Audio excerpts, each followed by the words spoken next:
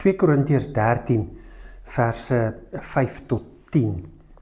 Paulus sluit hier af deur te sê dat hy bid vir hierdie gemeente, vir die mense wat hy leer lief kry het.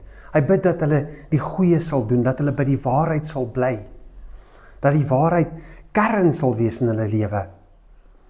Ons vermag niks teen die waarheid van God nie, maar wel alles vir die waarheid van God. Ons vermag niks as ons teen die waarheid, die getuienis van Jesus Christus staan nie. Jesus Christus is die waarheid. As ons teen dit staan, vermag ons eintlik niks in hierdie lewe nie.